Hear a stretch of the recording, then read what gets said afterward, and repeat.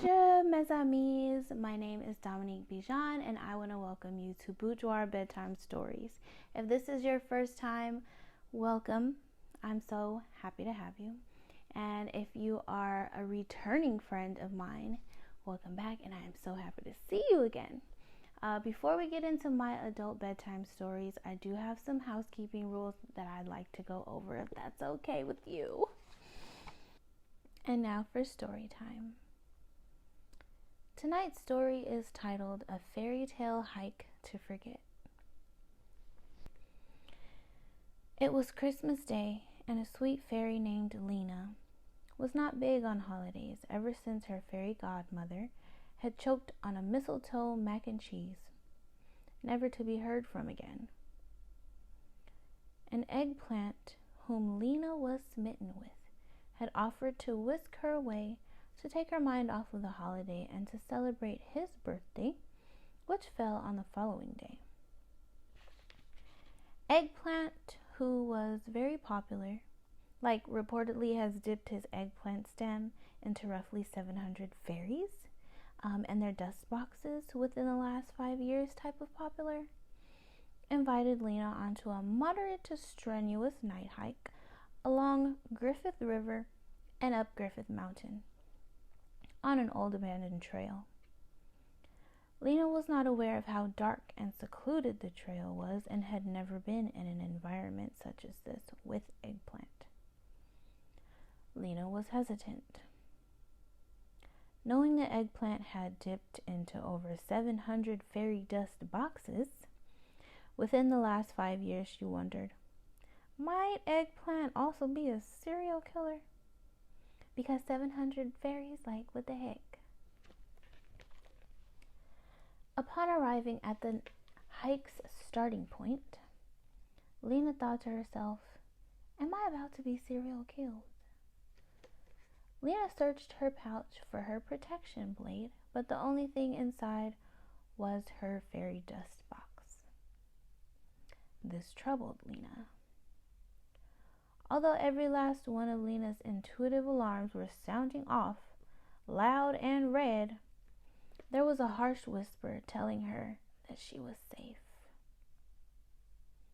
The harsh whisper advised that if tonight would in fact be her last, then she might as well attempt to enjoy. 20 minutes into the hike, Lena felt the thump of her heart beat all the way down to her cankles, along with glitter-stained sweat drenching her wings, pits, and pudendum. Pause if you need to look up pudendum. This hiking trail was pitch black with only the flashlights from Eggplant's and Lena's phones, along with some city lights in the distance. At each turn, it seemed as though it would be her last. Genuine terror pumped through Lena's body nonstop. She wished that she could fly away, but to her detriment, she had an extreme fear of heights. While Eggplant offered his hand to Lena for security and support, he was simultaneously visibly aggravated by Lena's constant display of terror. One moment Eggplant was very supportive and romantic, and the next he was rushing Lena, telling her to stop being afraid. Lena had heard stories about gaslighting, and this night hike began to smell like gas and lighting. At that point, Lena felt a sense of hatred welling up in her chest.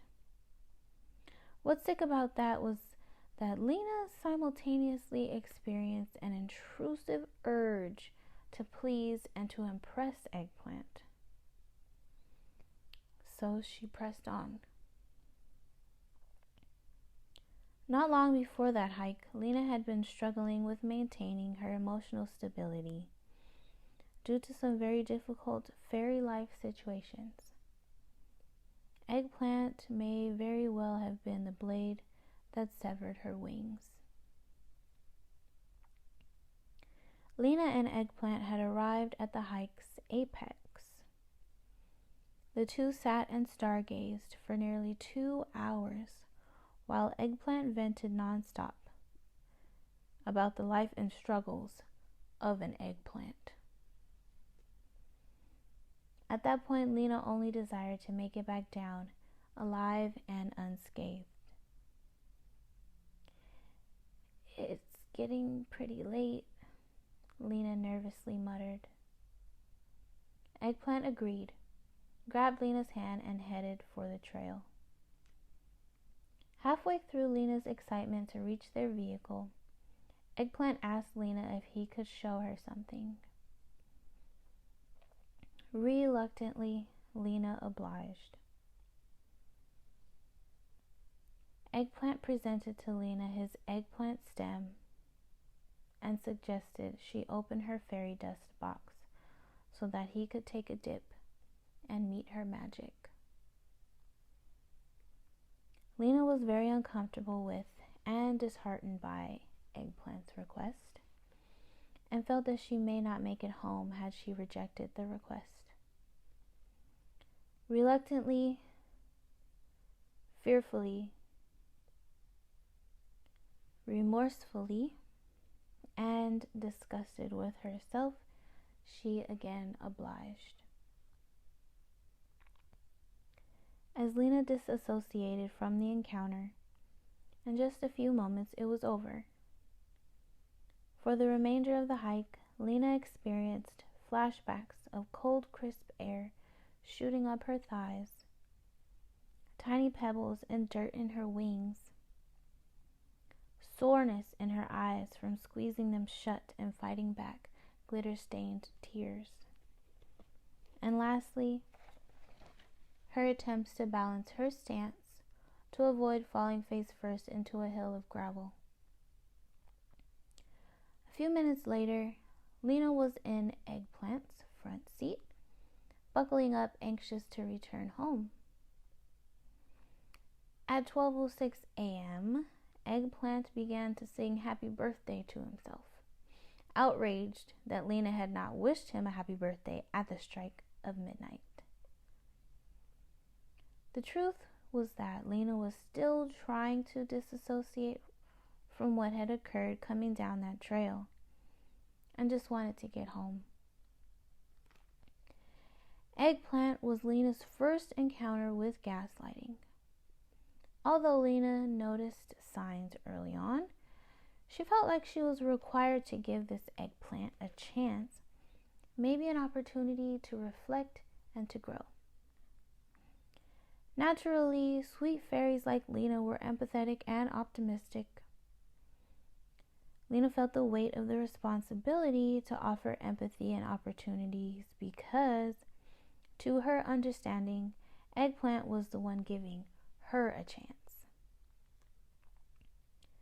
With all of Lena's failed fairy tales, she thought that she was just supposed to be grateful.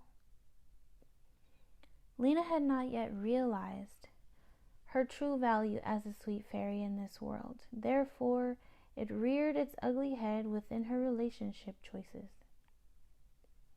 Many red flags were there all along. Lena had not missed them. The problem was that they were so familiar that they felt like an invitation home. From that night on, Lena initiated a shift in her emotional grasp.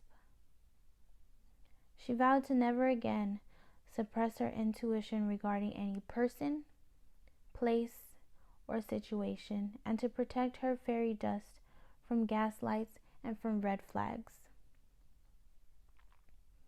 Lena learned that suppressing her intuition could lead her to a place far gone from solace and tranquility, in the pitch-black silence of the wilderness, lost and alone with no choice but to enter into survival mode.